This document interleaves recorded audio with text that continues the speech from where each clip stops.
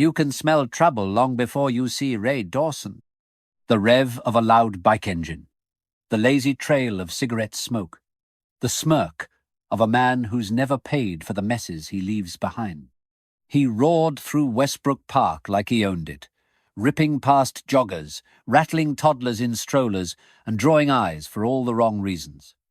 Most folks just sighed and looked away. Because that's what you did with Ray Dawson. You looked away and hoped he'd look somewhere else. But not today. Today, he kicked the wrong dog. Ray didn't even hesitate. He cruised up to a bench where a kid sat holding a leash, too young to do much, when the curious Labrador puppy nosed toward the stranger in leather and boots. "Control your mutt," Ray muttered. And then, without warning, whack. The puppy yelped, rolling back on its side. The boy gasped. People turned. "Just a tap," Ray grinned. "Teach him early, right?" A man stormed over, eyes blazing. "That's my son's dog, you psycho." Ray leaned on his handlebars, amused. "Then maybe teach your kid to leash it better." The father squared up, but Ray revved his engine, spraying dust. The man backed off with a glare, scooping up the puppy, who whimpered softly. Ray laughed to himself and cruised on. Minutes later, he spotted an older woman with 2 Yorkshire Terriers tottering beside her. The dogs yapped excitedly as he slowed near the sidewalk. "Someone forgot the volume switch on these rats," he said, eyeing one as it barked at his boots. The woman looked confused, unsure if he was joking. He wasn't. He gave one of the Yorkies a slight nudge with his toe. Not hard, but enough to make it stumble back with a terrified whimper. "You jerk!" the woman snapped, her voice trembling. Ray shrugged and sped off again, grinning wide like a man playing his favorite game. Then he saw the pug. It waddled alongside a man in a hoodie and shades, leash held loosely. The little dog gave Ray a lazy look, snorted, and plodded forward, unbothered. Ray slowed down. "Guess someone left the loaf of bread out too long," he muttered, nudging the pug as it passed. The man stopped. Didn't flinch, didn't raise his voice. Just took off his sunglasses, then pulled down the hood. Ray blinked. The face was unmistakable. John Cena.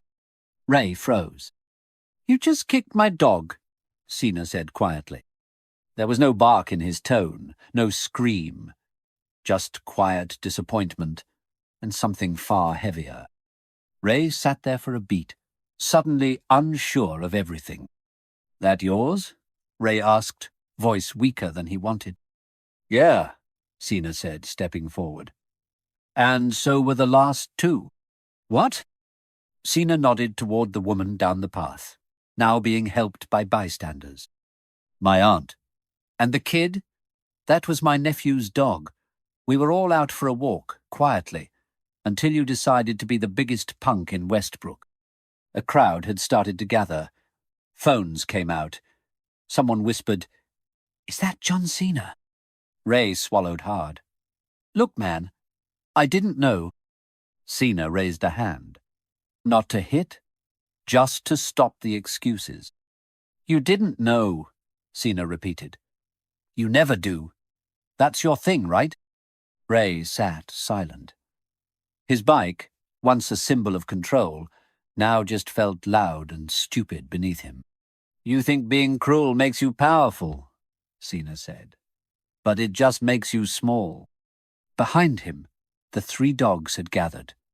The Labrador, the Yorkie, and the pug, looking up, ears perked, like they knew justice was watching. Ray's fingers twitched on the throttle. He could still leave. Ride out, say nothing. But Cena stepped in front of the bike. "You're not leaving until you fix this." Ray flinched, heart thumping. The guy was a wall. There wasn't a biker in the state who could move him if he didn't want to move. Someone nearby muttered, "World's strongest dog dad about to throw him into next week." The pug gave a smug little grunt.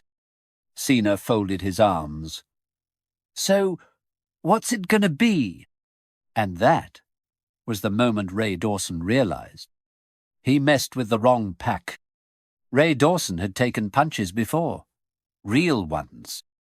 Bar fights. Parking lot scuffles. Even a bouncer or two who didn't like the way he talked. But none of that ever rattled him like the silence that followed John Cena's question. So, what's it gonna be? Ray blinked. For a second, he thought he could just gun the throttle and disappear. But Cena didn't move. The man stood like a monument, his arms crossed, stance calm but immovable. You've got 3 seconds to show you're not the guy the internet's about to make you out to be, Cena added. Ray glanced around. Phones. So many phones. He hadn't noticed how fast people had gathered. Some were whispering his name now, others just recording.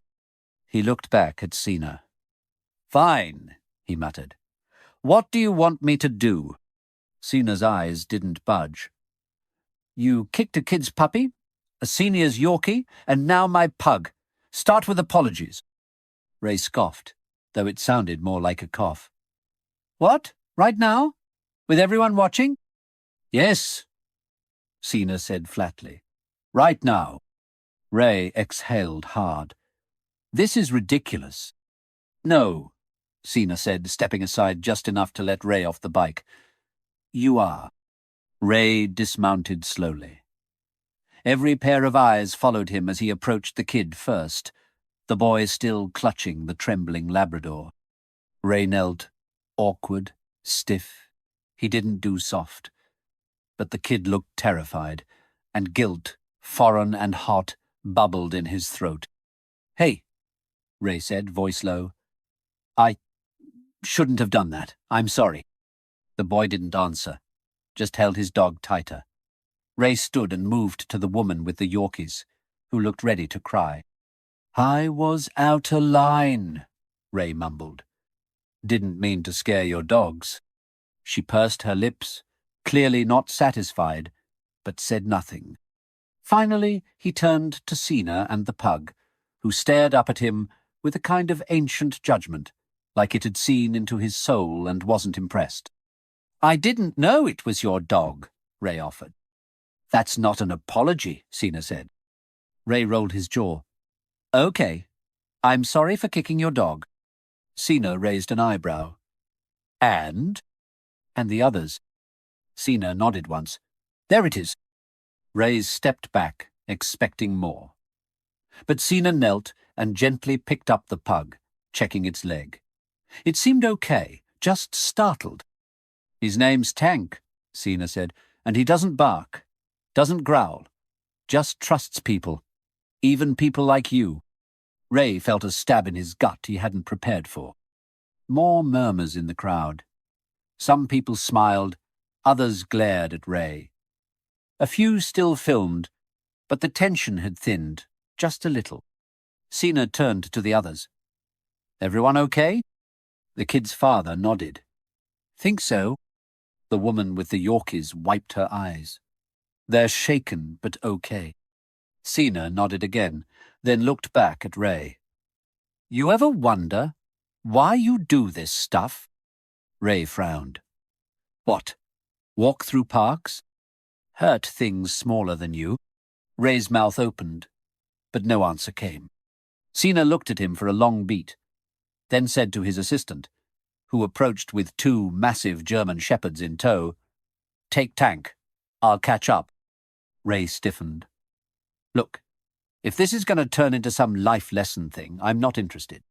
Good, Cena said, because I'm not here to teach you anything, but I am here to stop you from getting worse. Ray raised an eyebrow. That a threat? Cena didn't blink. That's a choice. They stood in silence again. Cena didn't yell, didn't posture, he didn't need to. Ray turned, climbed back onto his bike. The engine rumbled to life, louder than the crowd's whispers. Don't kick any more dogs, Ray, Cena said, voice even. Because next time, I won't just ask you to apologize. Ray looked back. You think you've got me all figured out? No, Cena said. But I've met enough broken men to recognize the sound of one trying to break others. Ray revved the engine and took off. The ride home was a blur of heat, noise, and gnawing shame. He pulled into his gravel driveway, shut the engine, and just sat there. No one greeted him, no wagging tail, no voices. Just the hum of wind through dying leaves. He finally looked at his phone. 42 missed notifications. Text messages, social media tags, mentions, comments, videos. A viral clip already spreading. Local man kicks dog, gets confronted by John Cena. The image froze on Cena's glare. Mid-sentence, captioned with, "This ain't the WWE, but justice still hits hard." Ray dropped the phone onto the counter and paced the living room, anger swelling again. "It's not like I hurt them," he muttered. "Stupid dogs. Stupid people filming everything." His phone buzzed again. A message from his boss at the auto shop. "Don't come in Monday. HR wants distance right now." Another message from Denny, the only guy Ray really hung out with anymore. "Dude, why would you even do that to a dog? Especially with kids around?" Ray threw the phone across the room. He stormed outside, lit a cigarette, paced the porch. He didn't know what to feel. Anger? Shame? Guilt? He looked up and noticed something taped to his door. A flyer. Service Dogs for Veterans, local charity event, Westbrook Community Centre, Saturday 10 in black marker, scribbled across the top. "Still want to prove you're not a lost cause? JC. Ray stared at it. Long and hard. He crumpled it and tossed it onto the porch. Went inside, slammed the door. But he didn't tear it up. Ray Dawson didn't sleep that night. He tried. On the couch, in his bed, even in the old armchair where he used to waste hours watching car rebuild shows and MMA reruns, but every time he closed his eyes, Cena's voice echoed in his head. "You think being cruel makes you powerful, but it just makes you small." He sat up before dawn, rubbing his face. The house was dead silent. Just dust, silence, and regret.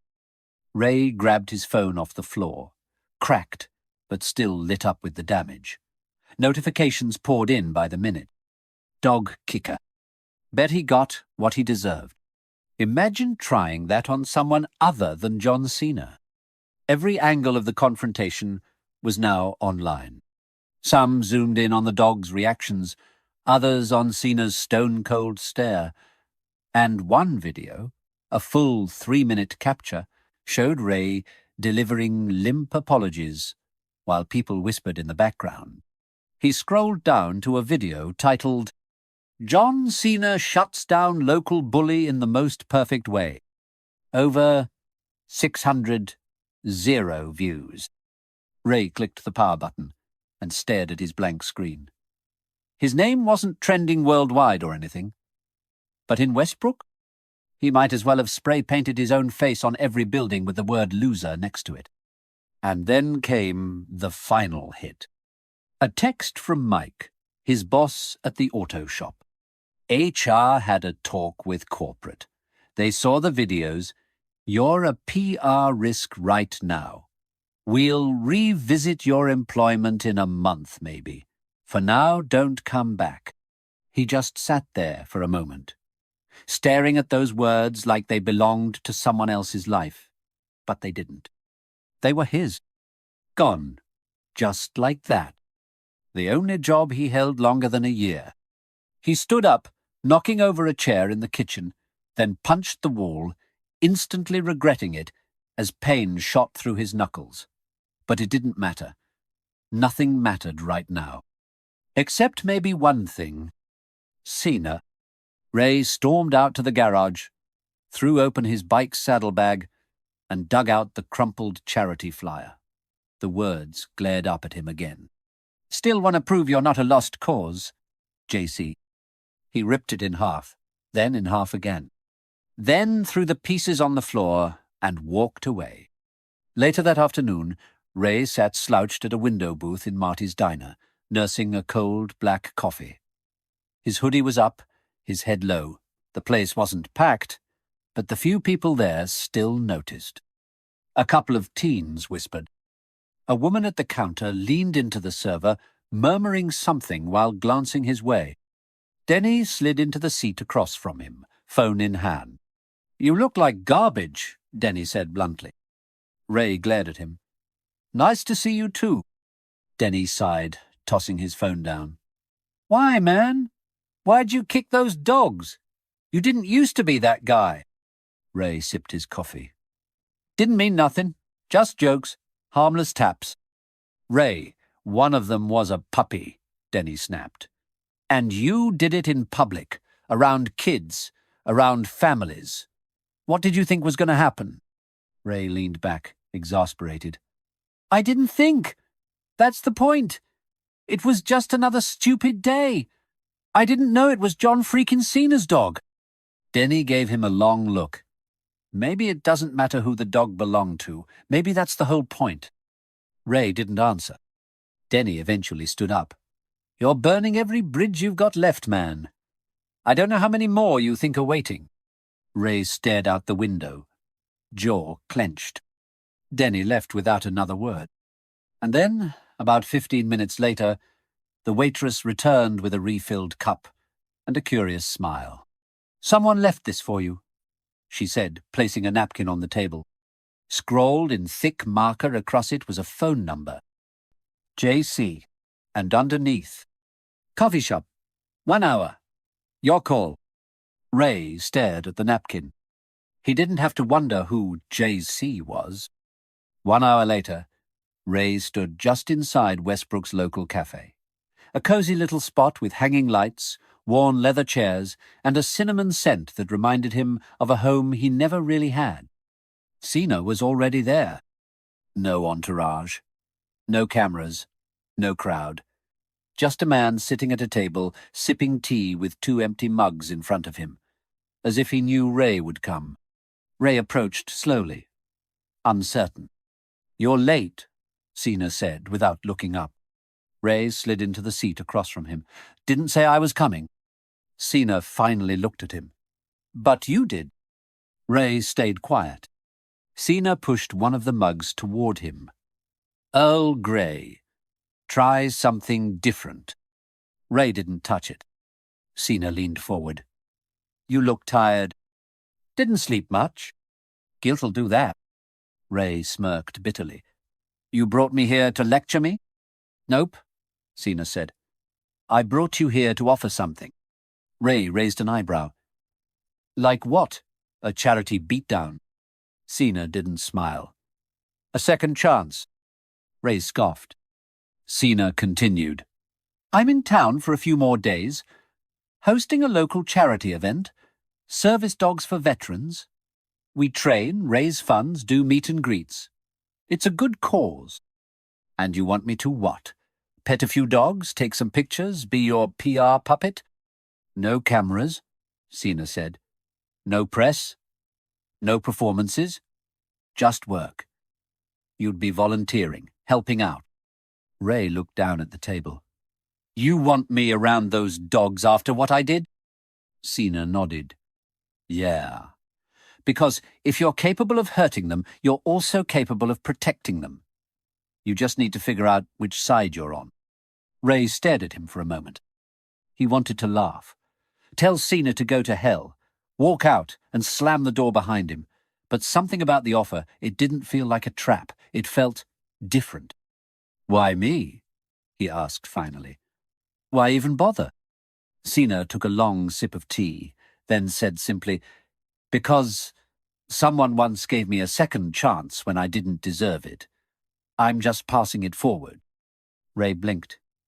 "You? Cena? You were the golden boy." Cena leaned back. "Not always. But that's another story." The silence settled between them. Ray looked down at the untouched tea, then up at Cena. "When is it?" "Tomorrow. 10 a.m. Westbrook Community Center. Ask for Sarah. Ray stood slowly. Don't expect miracles. Wouldn't dream of it. He turned to leave, but paused just before the door. I didn't mean to hurt them, Ray said, voice almost too low to hear. I really didn't. I know, Cena replied. That's why you still get a choice. That night, Ray sat on his porch, legs aching, heart heavy. He stared out at the empty street. Westbrook was quiet this late, the kind of quiet that made you think about things you didn't want to think about. He looked up at the stars. He hadn't looked at the stars in a long time. Eventually, he stood, went inside, and laid on the couch. Not because it was comfortable, but because it was far enough from his bedroom to not feel like failing again. The alarm on his phone was already set. 9:15 a.m. He didn't know if he'd go, but he hadn't deleted it either. The morning came slow. Grey light filtered through half-closed blinds as Ray lay on the couch, staring at the ceiling. He hadn't moved all night, didn't even remember falling asleep. The blanket was still crumpled on the floor, where he'd kicked it off sometime around 3 a.m. His phone buzzed. 9:15 a.m. alarm. He turned it off without looking. Let the silence crawl back in. The flyer was gone, but the words still echoed in his mind. Still want to prove you're not a lost cause? Did he? That question burned heavier than Cena's stare. Ray sat up slowly. Every part of him felt heavy. His chest, his arms, his memories. He wandered into the bathroom, turned on the faucet, splashed water on his face. He looked at himself in the mirror, hair a mess, eyes bloodshot, jaw still clenched from last night. He looked like someone who'd run out of excuses. You ever wonder why you hurt things smaller than you? Cena's voice again. Ray punched the faucet off and walked out. By 9:40, Ray was still pacing his small living room. The clock ticked. He looked at the boots by the door. The same ones he wore when he kicked the pug. He sat on the couch again, head in his hands. His mind drifted, not to the videos, not to the messages, but further back, to a house filled with shouting, the snap of a belt, a mutt hiding under a table. A younger Ray, 10 maybe, yelling at that mutt because someone else had yelled at him first. He hadn't thought about that dog in years. He didn't even remember its name. Just the way it looked at him after he pushed it. The way it never came near him again. He stood suddenly, as if shaking off a ghost. Looked at the time. 9:51 a.m. If he left now, he might just make it. Ray pulled into the parking lot of the Westbrook Community Center at exactly 10:07. He parked his bike in the farthest spot and sat there for a full minute, engine off, helmet still on. He almost didn't move. But then a German shepherd trotted past the edge of his view, wearing a bright blue vest, walking calmly beside a man in a military ball cap. Ray pulled the key from the ignition. The front doors of the center were wide open. Inside, the place buzzed with energy. Booths had been set up along the walls. Handlers were guiding dogs through gentle obstacle courses. A few children tossed tennis balls in a fenced-in play area. And in the middle of it all, people smiled. Not just posed, but genuinely smiled. It felt foreign. Ray stood just inside the doorway, stiff as a statue. A few people glanced his way. Some recognized him immediately. He saw it in their eyes. The double take, the look of discomfort. He stepped backward, almost left. Ray? A calm voice broke his hesitation. He turned to see a woman in her 30s approaching. Athletic build, dark ponytail, a clipboard in one hand and a calm border collie at her heel. "I'm Sarah," she said. extending a hand. "John said you might show up." Ray took her hand awkwardly. "Didn't think I actually would." She smiled. "But you did. That's what matters." She motioned toward the crowd. "Ready to meet the team?" Ray exhaled. "Sure." They walked through the center together. Sarah explained the structure, how each dog was paired with a veteran, how training worked, what today's events would involve. Ray nodded, trying to listen, but he felt every stare, every whisper. He caught one guy nudging another and saying, "That's him. The dog kicker." Sarah must have seen his jaw tighten. "Just walk," she said gently. "Let them see who you are now." Ray didn't answer, but he didn't turn around either. They reached a table near the back, where a group of veterans sat with their dogs. A few were older, a few younger. One man, with a prosthetic leg and a grizzled beard, stood up as they approached. "Ray, this is Marcus," Sarah said. "Retired Army Sergeant. Marcus, this is the volunteer I mentioned." Marcus narrowed his eyes. "The one from the video?" Ray bristled but nodded. "That'd be me." Marcus crossed his arms. "You here to prove something or to actually help?" Ray held his gaze. "Maybe both. Don't know yet." A pause. Then Marcus gave a slow nod. "At least you're honest." He motioned to the dog at his side, a large golden retriever with a scar over one eye. "This is Bramble. He doesn't judge. Much." Ray bent slightly, letting the dog sniff his hand. Bramble wagged his tail once. Just once. But it was enough. The next hour passed in a blur of awkward introductions and small tasks. Ray helped carry supplies, filled water bowls, picked up scattered toys. He didn't speak much, just watched. And what he saw, it wasn't like anything he expected. He watched a woman with trembling hands steady herself by placing them on her dog's back. He saw a man with burn scars smile for the first time after his dog successfully followed a command. He saw a teenage veteran with a haunted expression laugh, actually laugh, as a goofy Labrador rolled over mid-trick. These dogs weren't just companions. They were bridges, lifelines, mirrors. And Ray, for the first time in a long while, felt like he was seeing something he didn't know he'd been missing. He stood off to the side, hands in his pockets, when Cena approached. "No cameras," Cena said with a smirk. "As promised." Ray nodded. "You're not what I expected." "Neither are you," Cena replied. "Which is why you're still standing here." Ray looked around. "Feels different being here." "It's supposed to." They stood quietly a moment. Ray finally said, "You really think people like me can change?" Cena glanced toward Marcus and Bramble. "You tell me." By the end of the event, Ray was exhausted, physically and emotionally. He hadn't done much. Not really. But something about it left him drained in a way that felt good. Like he'd actually used part of himself he didn't know existed. Sarah walked him out. "You coming back tomorrow?" she asked. Ray shrugged. "Maybe." She smiled. "Same time. Bring coffee if you do. Marcus is a caffeine snob." Ray almost smiled back. That night, he stood in his kitchen, looking at his hands. They weren't shaking. Not like last night. Not like the night before. He didn't know what tomorrow would feel like. But for once, it didn't scare him. Ray showed up the next morning without hesitation. No alarm drama, no pacing, no overthinking. He didn't tell himself it meant anything. He didn't call it change.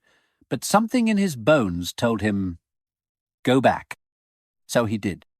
Westbrook Community Center buzzed with familiar energy.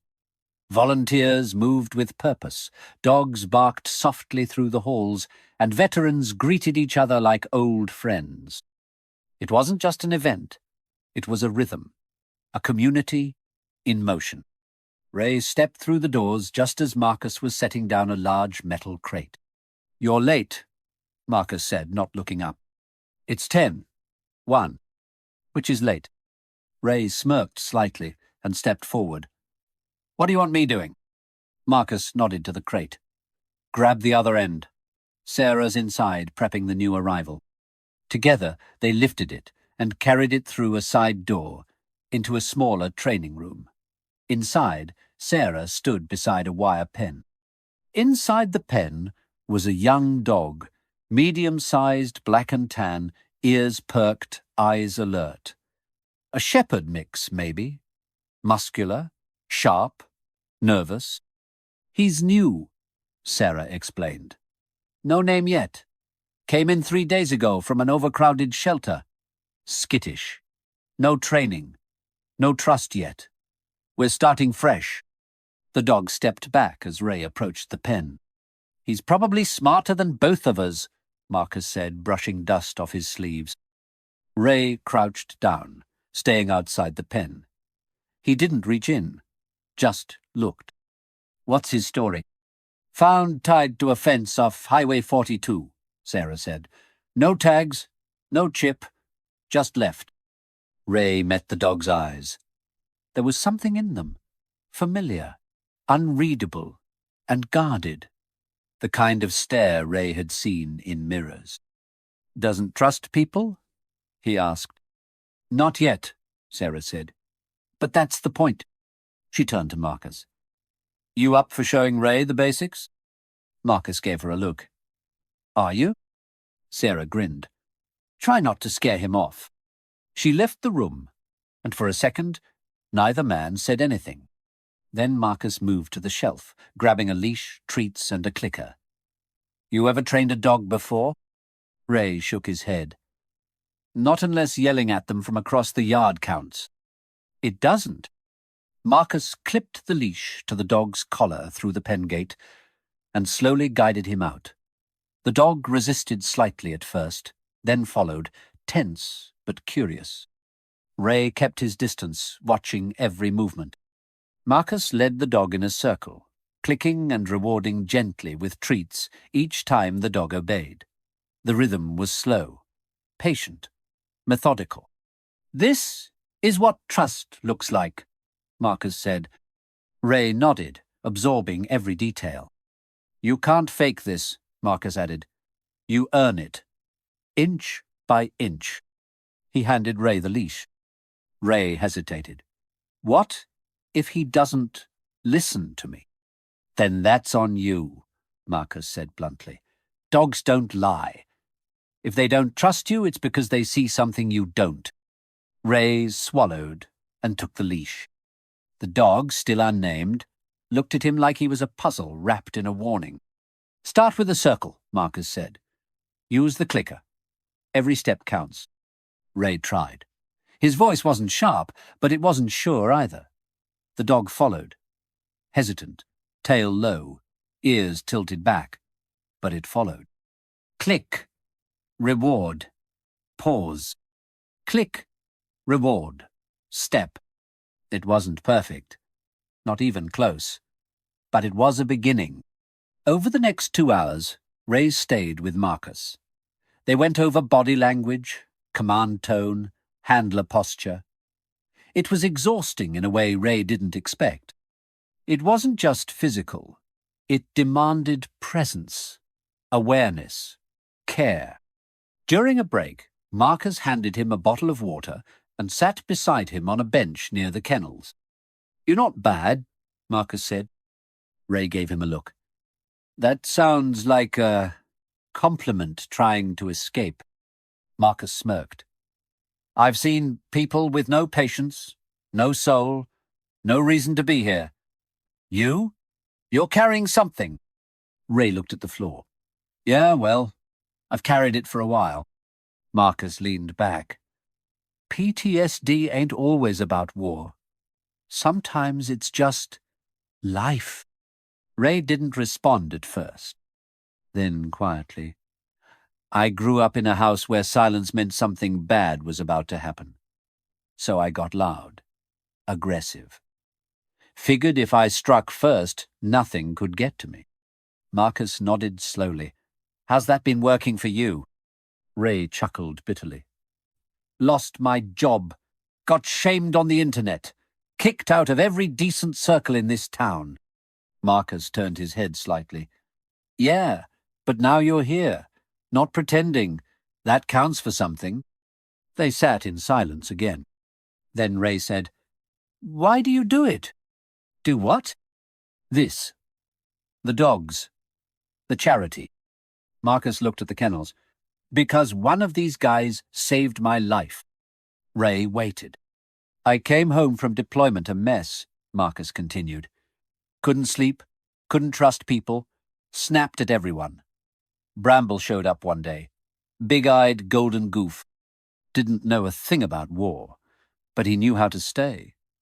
Just stay through every nightmare, every panic attack. He exhaled. When a living being chooses to sit beside you in your worst moments, that's not a pet. That's a reason. Ray nodded, something catching in his throat. Marcus stood up. Come on, you've got work to do. Later that day, Ray found himself in the main hall, organizing gear with Sarah, while groups filtered in and out. He wasn't invisible anymore, but no one treated him like a celebrity either. He was just part of the day. Looks like you survived, Marcus, Sarah said, handing him a folded vest. Ray nodded. He's a sledgehammer, but he's fair. He's better than fair. He's real. She paused. I saw the video, by the way. Ray looked up, surprised. I didn't want to mention it yesterday, she continued. But yeah, I saw it. Everyone did. Ray stared at the vest in his hands. So why let me in? Sarah smiled faintly. Because I also saw you this morning. Ray looked away. Still feels like people are waiting for me to screw up again. Let them wait, she said. Meanwhile, you show up, do the work, help the dogs. That's how you stop being the guy from the video. The day ended with sore arms and aching legs. But Ray didn't leave right away. He stayed behind to clean the floor near the training room. The unnamed dog, still cautious, watched him through the fence, ears perked. Ray walked over, crouched. You're gonna need a name, he said softly. The dog tilted its head. Not yet, Ray added, but soon. The dog wagged its tail once. And for the first time since he stepped into this place, Ray smiled.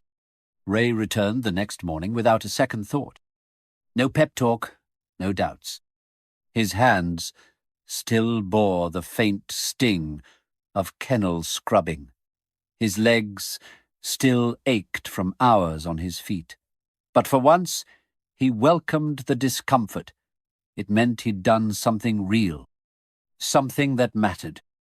The community center was already alive with movement when he arrived. Volunteers darted between supply stations. Dogs barked playfully in the yard. And through it all, Ray moved like he belonged, because for the first time, a part of him believed he might. Late again, Marcus grunted as Ray walked into the training room. Ray looked at the clock. It's 9:58. Marcus smirked. Slow improvement, like your leash work. Ray chuckled and walked toward the pen. The shepherd mix was pacing slowly inside, watching him. You name him yet? Marcus asked. Ray crouched beside the gate, whistling gently. The dog perked up. Thought about it last night, Ray said. He's tough, smart, stays sharp, even after everything. Made me think of something strong, dependable. Marcus raised an eyebrow. Apollo, Ray said. Marcus gave a slow nod. Fits. Ray opened the pen gate. Apollo stepped out without resistance this time. The leash clicked on with no tension. You're making progress, Marcus said. Ray smiled, just a little. So is he. They started their usual drills, simple walking, reward timing, basic recall, but today felt smoother. Less like practice and more like communication. A rhythm was forming. Marcus watched carefully. You know, I was wrong about you. Ray blinked. Did I just hear that out loud? Marcus ignored the jab. At first, I thought you were just playing PR games, trying to wash off the stink of bad press. Ray didn't flinch. Wasn't sure myself. Marcus nodded toward Apollo. But dogs don't care about what you say, only what you do. And that dog's watching you like he finally trusts somebody. Ray looked down. Apollo was sitting beside him, tail still, eyes calm. It felt like acceptance. But not just from the dog, from himself. They worked through the morning in tandem, Marcus guiding him through new commands, Sarah stopping by to drop pointers, Ray absorbing everything like his life depended on it. And in some ways, maybe it did. Because when you spend your life burning bridges, even a glimpse of solid ground feels like salvation. After lunch, Marcus took a call outside, and Sarah walked over while Ray cleaned out Apollo's water dish. You've got a good rhythm with him, she said. He listens better than most people I've met. Sarah smiled. He listens because he knows you're not performing. You're present. Ray shrugged. Trying? She crouched to scratch Apollo behind the ears. Trying's enough, especially for guys like us. Ray glanced sideways. Like us? Sarah sat on the floor, cross-legged.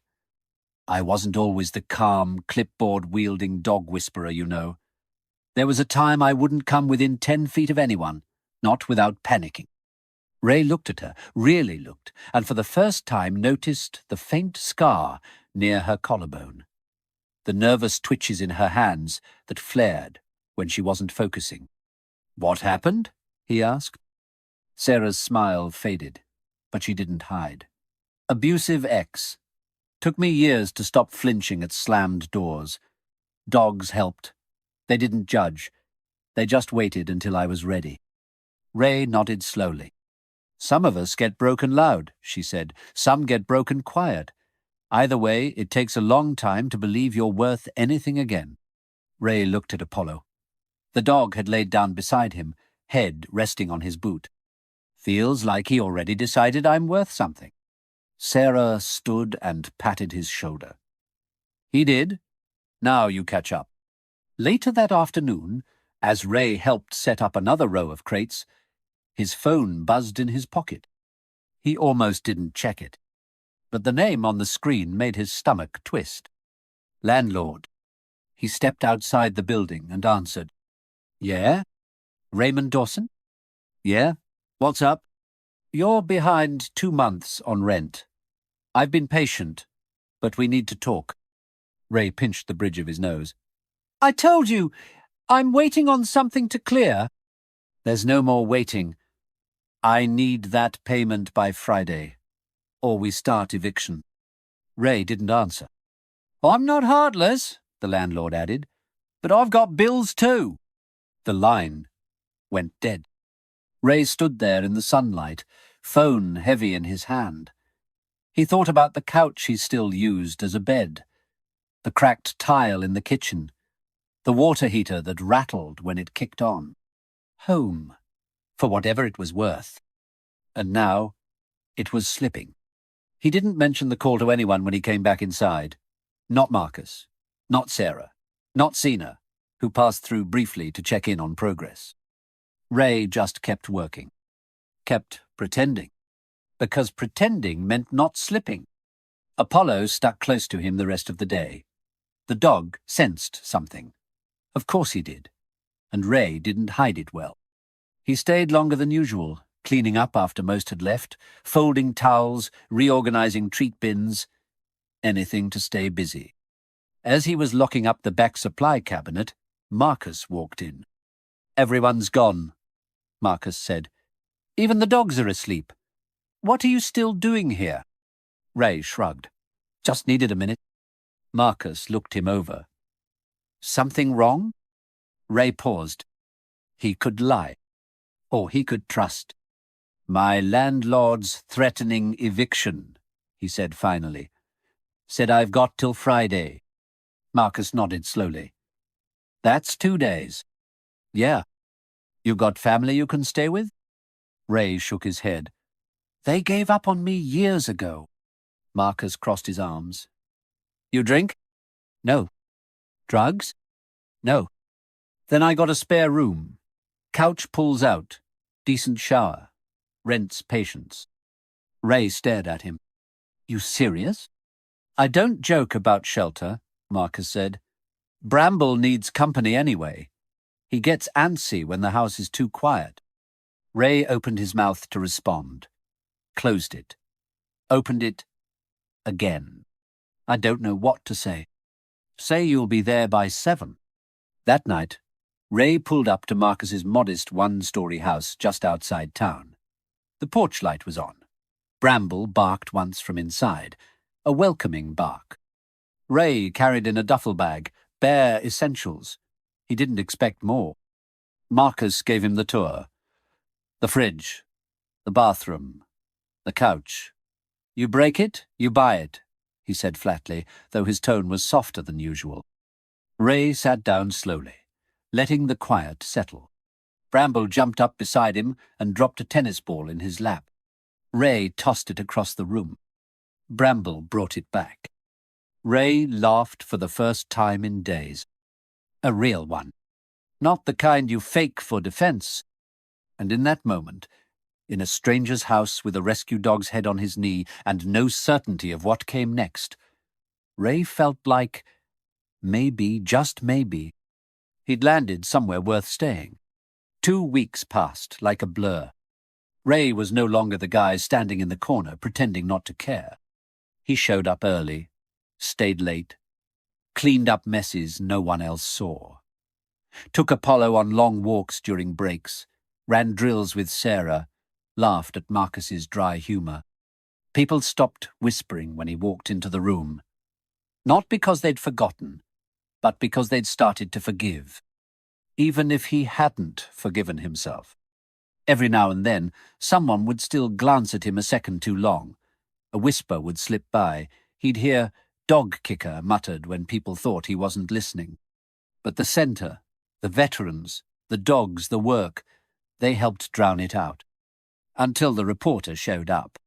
It happened on a Wednesday. Ray was in the outdoor yard, practicing sit-stay drills with Apollo, when Sarah called him inside. "There's someone here to see you," she said. He wiped his hands on his jeans. "Who?" "Local news. Westbrook Daily. Wants to do a piece on the program, and you." Ray froze. "Me?" She nodded. "You've come a long way. They want to highlight that." Ray scoffed. "Right, from dog abuser to dog whisperer. Great PR story." Sarah's eyes softened. "It's not PR. It's progress." He shook his head. "No, I'm not some redemption headline. I don't want people thinking I'm cured or whatever. I'm just trying not to screw things up anymore." She placed a hand gently on his shoulder. "You don't have to be perfect, Ray. You just have to be honest." But he couldn't do it. Not yet. He slipped out the back before the reporter could find him.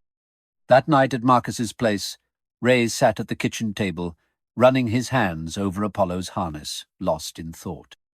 Marcus was across from him, sipping coffee. He didn't say anything for a long time. Then he finally asked, "You ever gonna stop running from your own progress?" Ray looked up. "You saw her too?" "I did.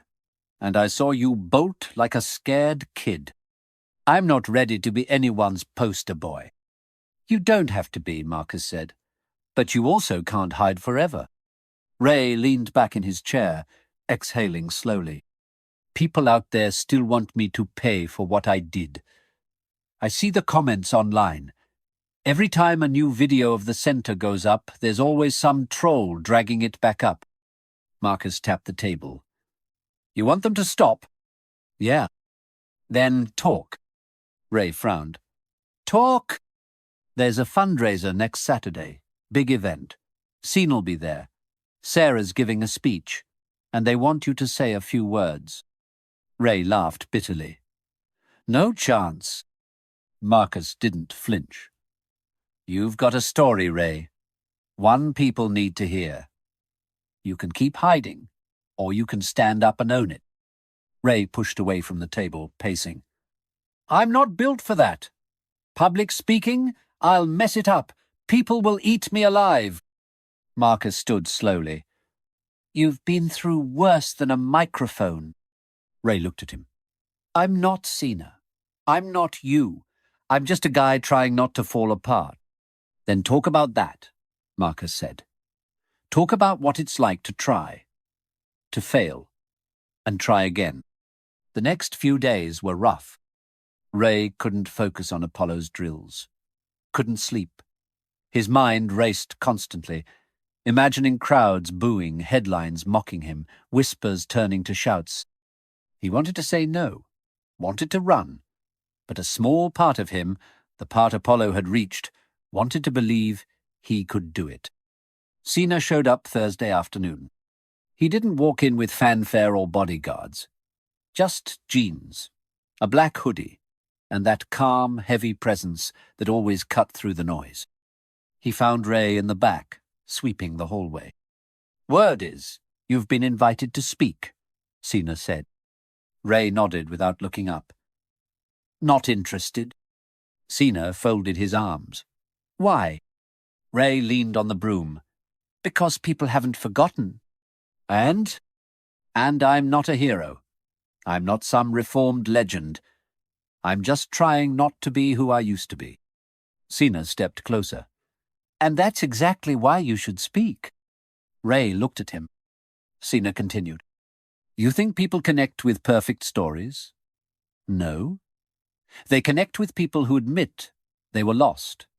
People who crawl out of the hole and say, I'm still not there yet, but I'm climbing.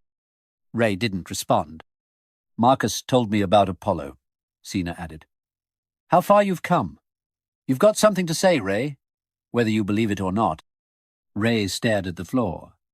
What if I choke? Then you breathe. You stay honest, and you tell the truth. Cena turned to walk away, then paused.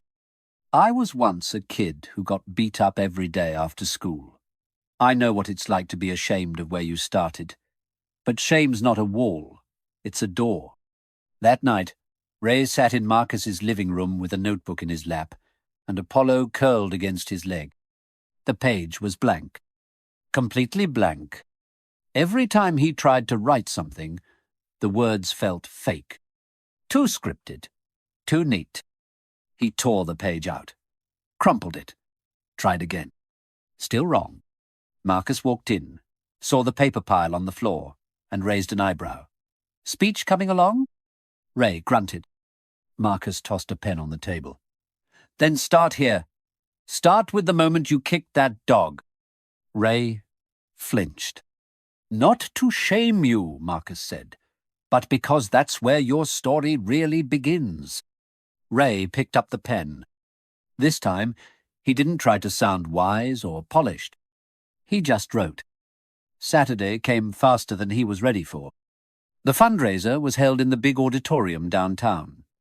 Banners hung from the rafters, rows of chairs lined up like soldiers, a small stage with a podium and mic, speakers playing soft background music, dogs weaving through legs and tails, wagging as guests filtered in. Ray stood behind the curtain, pacing. His palms were sweating, his tie felt too tight, his thoughts were static. Cena walked up beside him, holding 2 waters. He handed one to Ray. You know, Cena said, when I first started wrestling, I forgot my lines during my first promo. Froze in front of thousands, just stood there, blinking. Ray looked at him. What'd you do? I told the truth. Said I forgot. Then told them what I actually wanted to say. The crowd respected that more than any script. Ray nodded, gripping the paper in his hands. What if they don't clap? Then they don't, Cena said. You're not doing this for applause, you're doing it for release. A staff member waved from the side. You're up in 2. Ray's stomach dropped.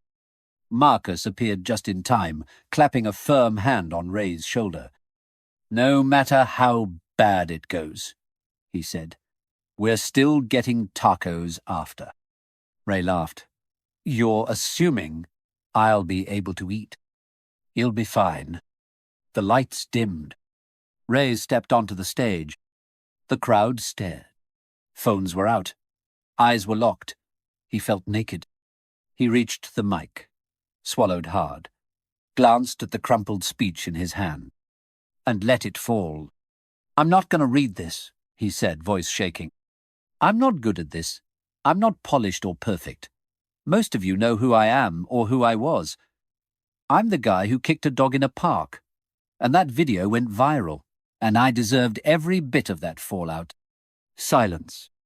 "But I'm also the guy who came here the next day, who met a bunch of people I didn't think would even let me through the door, who held a leash for the first time, and realized that trust doesn't come easy, but it comes." He paused. "I met a dog named Apollo. No one wanted him. He didn't trust anyone. But we learned together. We're still learning." His voice steadied. "I didn't come here to ask for your forgiveness.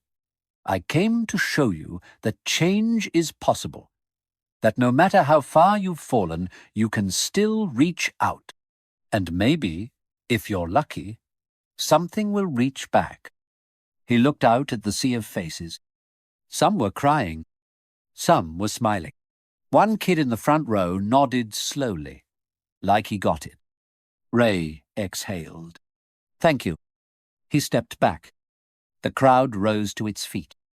The sound of applause wasn't what hit Ray first. It was the silence before it. That stillness. The long breath between his final words and the first clap. That heartbeat of uncertainty where he stood completely exposed, unsure if he'd crashed or landed. Then came one clap, two, a ripple across the room. And before he realized it, the entire auditorium had risen to their feet. Not with explosive fanfare, but with something deeper, more grounded. Respect. Ray didn't know what to do. He just stood there, hands at his sides, jaw slightly slack. It didn't feel like victory. It felt like a release, like something heavy had been set down. Cena met him at the edge of the stage. "Told you," he said with a grin. "No one boos the truth."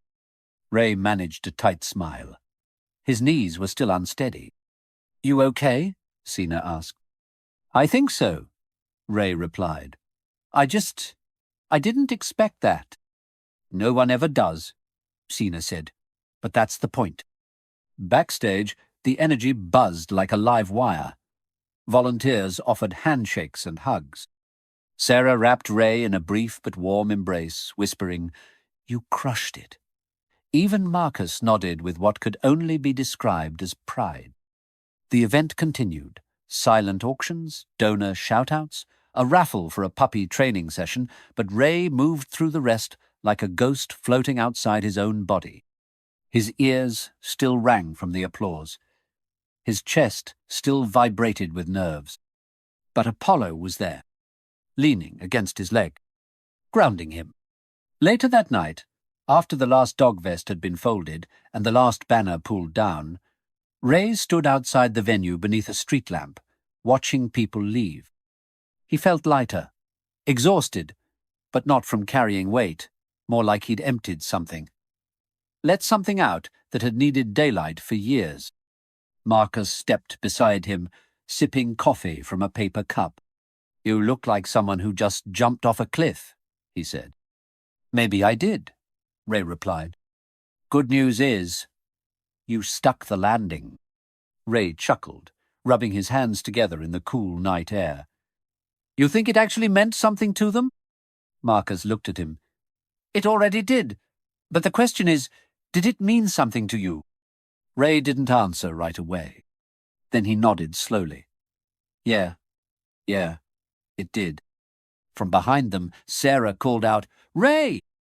He turned to see her hurrying over, with a wide smile on her face. "You need to see this." She held out her phone, showing a new post on the center's social media page.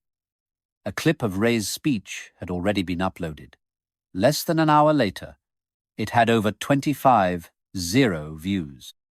But more than the number, it was the comments. This is the kind of redemption story we need. I remember this guy from the video. Didn't expect to tear up listening to him tonight. That dog chose well. Everyone makes mistakes. Not everyone does this. Ray stared at the screen, barely blinking. His mouth opened, but no words came. Then Sarah added, "And one more thing." She pulled up an email that had just landed in the center's inbox. Anonymous donation, 10-0, in honor of second chances. Ray blinked.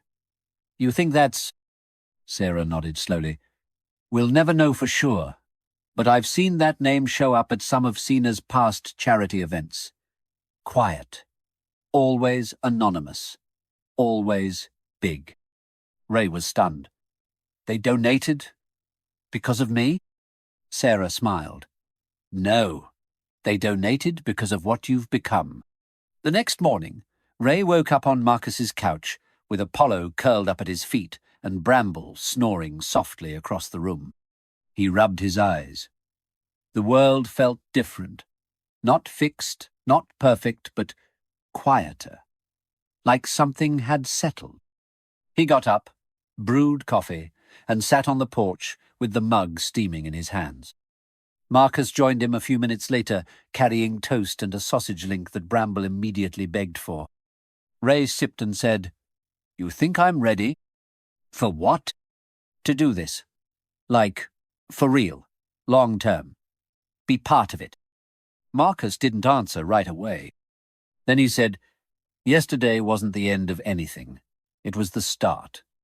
So if you're asking if you can handle the beginning, yeah, I think you can." Ray nodded, slowly chewing over those words like he was letting them settle in his bones. Marcus took another bite of toast and added, "Also, Sarah put in a recommendation for you." Ray looked over. "For what?" "A job." Ray straightened. "At the center?" "More than just volunteering," Marcus confirmed. "It's not guaranteed, but she said if you want it, she'll fight for it." Ray looked out over the street. Then, down at Apollo. "I want it," he said quietly. That afternoon, Ray walked the training yard like he always did, but now people greeted him first. A few guests from the fundraiser had returned to visit, and they recognized him immediately. A teenage girl in a wheelchair rolled up with her dad, grinning. "You're the guy from the speech. Can I pet Apollo?" Ray knelt. "He'd love that." She leaned forward, gently stroking the dog's ears.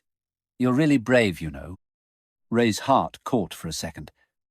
"I'm just trying to be better." She smiled. "You are." Later in the day, while sorting through intake files, Sarah pulled Ray aside. "I want you to come with me tomorrow," she said. "Where?" "The shelter." "Why?" "We've got room to train a few more, and they've got a couple dogs that might be candidates. I want your opinion." Ray hesitated. "My opinion?" "You've got an eye for the ones that need a second shot," she said. "You know what to look for." Ray nodded, surprised. "Yeah, I'd like that." The next morning, Ray stood in the dim concrete hallway of the Westbrook County Animal Shelter, flipping through intake charts. Barks echoed in the distance, a mix of energy, anxiety, and hope. He moved down the line of kennels, pausing now and then to observe posture, temperament, responsiveness. Sarah watched him closely, letting him lead. He stopped at one kennel near the end. Inside was a small, elderly pug, fur greying around the eyes, slow to move, but alert. His back legs shook as he stood. Ray's expression changed. Sarah stepped up beside him. "You know that one?" Ray didn't answer at first. Then he whispered, "That's the pug from the park, the one I kicked." Sarah's eyes widened. "Are you sure?" Ray nodded. I'd remember that face anywhere. She opened the file on the door. Name, Max. Owner surrendered last week. Couldn't afford his arthritis meds anymore. Ray crouched slowly, eyes locked with the pug, Max, who stared back with surprising calm. Not fear, not bitterness, just stillness. Ray swallowed. Does he have anyone lined up? Sarah shook her head. Ray didn't hesitate. I want him. Sarah looked at him. Are you sure? I hurt him once, Ray said. Now I want to give him a reason to believe people aren't all bad. He stood, hand resting on the kennel door. His name's not Max anymore, he added. Sarah raised an eyebrow. Ray smiled softly. His name's Chance. The first night with Chance was harder than Ray expected. The old pug wasn't aggressive or distant, just tired. His legs trembled when he walked.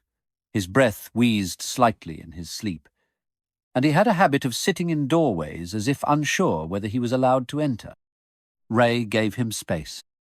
He set up a soft bed near the couch, filled a bowl with fresh water, and added a few joint supplements to the food Sarah had sent home. He didn't try to force affection. He just stayed nearby. Chance didn't bark, didn't whine. He simply watched, and Ray watched him back. The next morning, Ray sat on the porch with a coffee mug in one hand, and Chance curled beside his foot. Apollo lay stretched out on the grass nearby, enjoying the sun. Marcus walked out with his usual toast and newspaper, raising an eyebrow at the scene. Looks like you're running a retirement home now, Ray smirked. You say that like it's a bad thing, Marcus chuckled, folding the paper. He sleep okay? Better than me, Ray said. I kept waking up to check on him. He didn't move much, but he was breathing. Marcus nodded. He's safe now. That's what matters. Ray leaned back in the chair, eyes soft. I still can't believe I hurt him. I look at him, and it doesn't seem real, like someone else did it. Marcus was quiet a moment. Then he said, That's because you're not the same man. Ray looked down at the pug. Chance had rolled slightly onto his side, snoring with soft little huffs. I don't know if I deserve his trust, Ray said.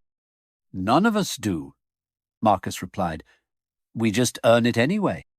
Over the next week, Ray poured himself into caring for Chance. Every morning started with light walks, short routes that didn't push the little dog too hard. Ray learned to gently massage his hips when the stiffness flared.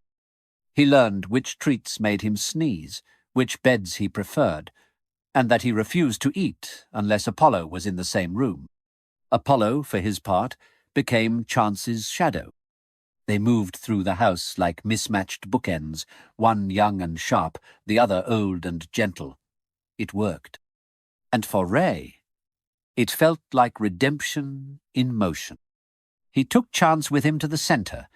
At first, he thought people might give him weird looks, but they didn't. One of the veterans, an older woman named Linda, leaned down and petted the pug with care. He's lucky to have you, she said. Ray hesitated. I wasn't good to him. A long time ago, Linda looked up, her eyes clear. Doesn't matter how it started. What matters is where you brought him. Ray looked at Chance. The pug was lying on his side now, one back leg twitching in sleep. Maybe dreaming. Maybe remembering. Maybe forgetting. One afternoon, Sarah pulled Ray aside. Got a minute? Sure, Ray said, wiping his hands on his jeans. They walked to the back office, where she pulled out a file and laid it on the desk. This is your official offer, she said. Paid position. Staff trainer. Probationary to start, but full-time if you want it. Ray blinked. Seriously? She smiled. You've been doing the job for a month already. Might as well pay you. He opened the folder, scanned the terms. It wasn't glamorous money, but it was enough. enough to keep moving forward.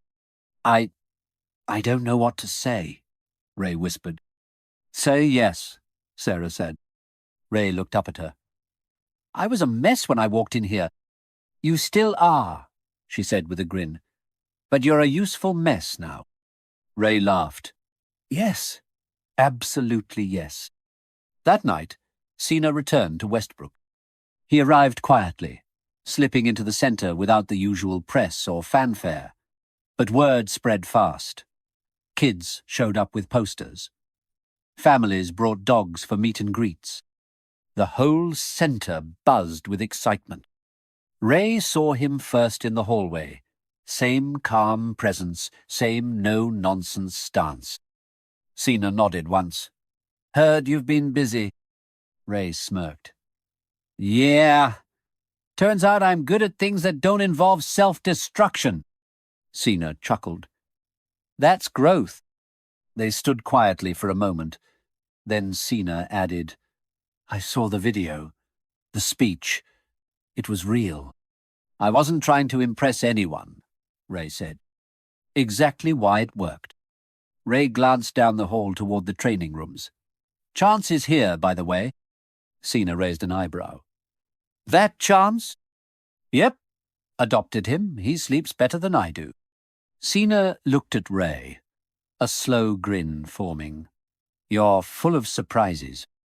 Still got a few left. The next day was the charity's anniversary event, smaller than the fundraiser but more personal. Alumni dogs returned. Veterans shared stories. Kids played in the courtyard, while music played through soft speakers. Ray stood at the center of it all. A clicker on one wrist, a leash in each hand. Apollo on the left, Chance on the right. He gave a short demonstration with Sarah. Simple training steps, nothing flashy, but the crowd responded with warm applause and a few teary smiles. Afterward, a little girl approached him, holding a notepad. Can I ask you a question? Sure, Ray said, kneeling beside her. Were you always this nice to dogs? Ray smiled, heart-catching. No, he said honestly. But they were always this nice to me.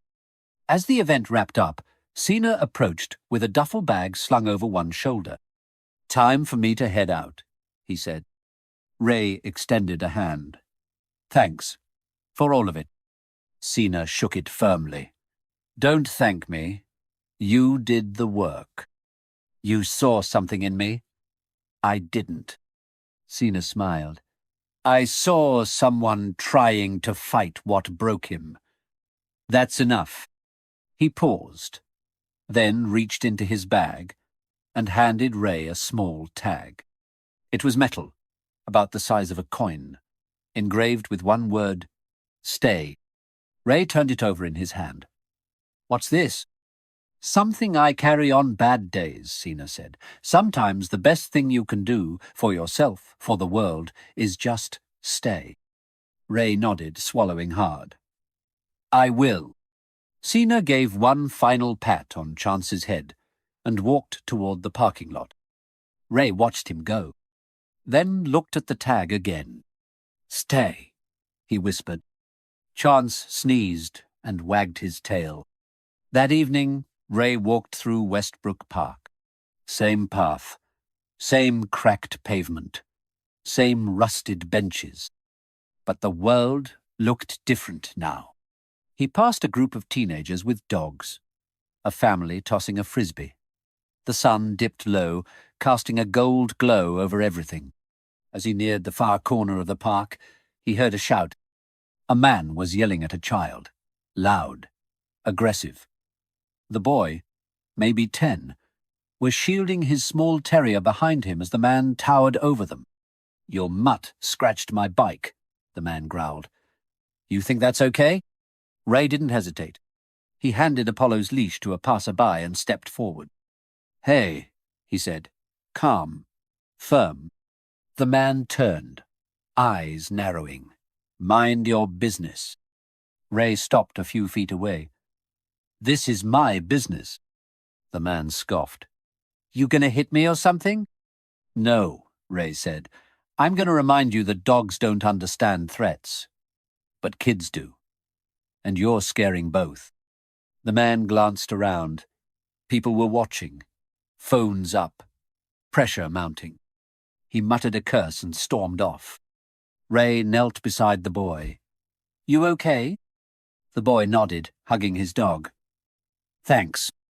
Ray smiled. What's your dog's name? Pickles, the boy said. Good name.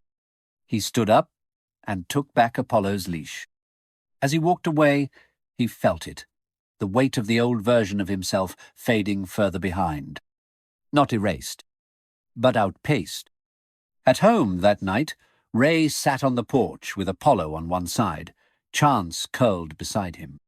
He stared at the stars, thought of how far he'd come. Then he whispered, to no one in particular, maybe to the universe, maybe to himself, I'm still here. And for the first time in a long time, that felt like enough. 6 months later, Westbrook felt like a different town. Or maybe Ray Dawson had become a different man. He still rode his motorcycle, but not with the same reckless edge. The engine was quieter now. The man in the mirror wore the same jacket, but it didn't hang heavy with anger anymore. There was purpose behind his eyes, stillness in his movements, and a small grey dog named Chance riding in the custom sidecar beside him.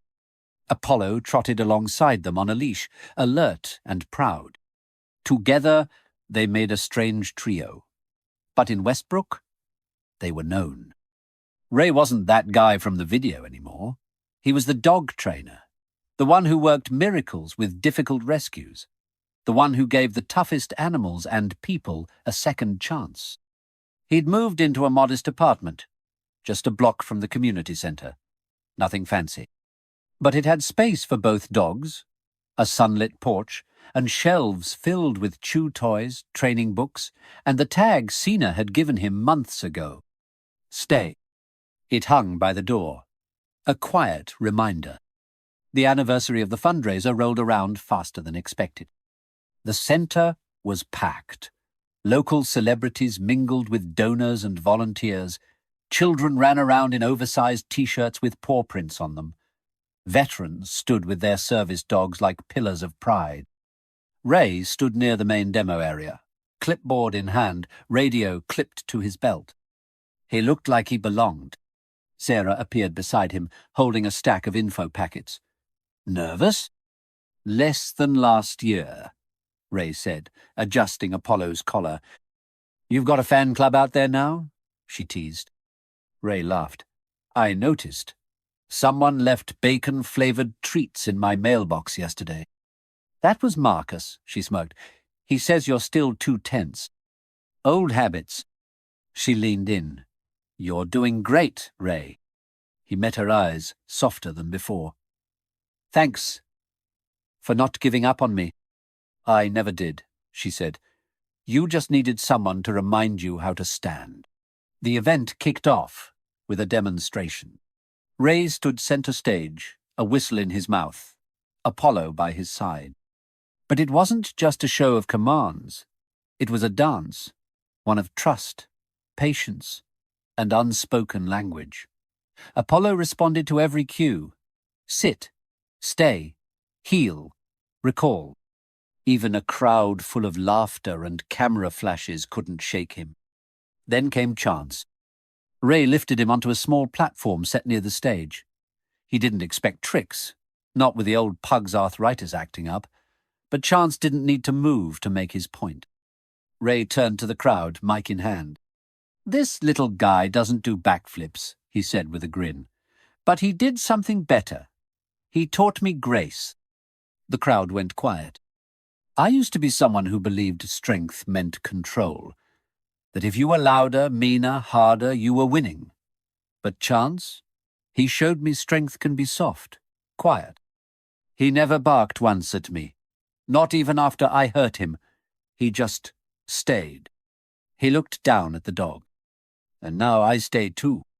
He stepped back from the mic as the crowd applauded, louder than last time.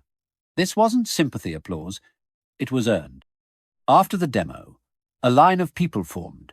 Kids, families, vets, donors. Some wanted photos. Others just wanted to say thanks. And Ray took it all in stride. He knelt beside a girl no older than 9 who held a handmade card. It had Apollo's face drawn in crayon with the words, "Thank you for saving the dogs." Ray blinked hard, then smiled. "Can I keep this?" She nodded eagerly. By late afternoon, he stepped off the field to catch a break. The crowd had thinned. Music still played, but the energy had softened. That's when he saw Cena, standing under a tent, talking with Marcus and Sarah. No cameras, no spotlight, just him, real as ever. Cena spotted Ray and smiled. They met halfway. "You didn't tell me you were coming," Ray said, surprised. "Didn't want to make it about me." Ray nodded. "Fair." They walked toward the edge of the field, where Chance was snoozing in the grass. "How's he doing?" Cena asked, crouching beside the pug. "Better than ever. He grumbles in his sleep, snores louder than a chainsaw, and has a preferred brand of kibble now." "Diva." Cena laughed. "Sounds like a champion." Ray looked out over the center. "It feels different now. Like the town isn't holding its breath when I walk by." "Because they've seen the work," Cena said. "You didn't just talk about change, you lived it." Ray hesitated, then pulled something from his jacket pocket, a smaller version of the "stay" tag. Identical engraving. Same weight. "I had another one made," Ray said. "Wanted to pass it forward." Cena looked at it, expression unreadable. "Keep it," Ray added, "for someone else who might need it one day." Cena nodded slowly and slid it into his palm. "I will." They sat there a minute in silence, 2 men who had come full circle from confrontation to quiet understanding. "Proud of you," Cena said, finally. Ray nodded. "Took me long enough." Later that week, Ray resumed his routine. Mornings started with slow walks, Chance waddling with his gentle shuffle, Apollo darting ahead before doubling back. They passed familiar faces, smiles, waves. Sometimes strangers would stop him and say, "You're that guy from the story." And Ray would just say, "Yeah, that's me." Not out of shame, but ownership. Every Wednesday, he led a bond trust class for new veterans and their assigned dogs. He told stories, gave tips, showed techniques. And every time, he emphasized the same thing. It's not about controlling the dog. It's about becoming someone they want to follow. One day, he came home to find a letter in his mailbox. No return address. Just a simple card that read, "You changed more than one life. Keep going." Inside was a photo of an elderly dog with a new family, smiling child wrapped around its neck. Ray sat on the porch that night with Chance on his lap. He didn't cry. Not because he wasn't moved, but because some emotions are too big for tears. They just settle, like warm light on old wounds. And then came a knock at his door. He opened it to find a boy, maybe 13, with a skinny mutt on a frayed leash. "You train dogs, right?" Ray knelt. "I do. My dad said I had to get rid of him, 'cause he barks too much." Ray looked at the dog, nervous, thin, but alert. "Wanna learn how to help him stop barking instead?" The boy's eyes widened. "Really?" Ray smiled. "Really?" And just like that, another story began.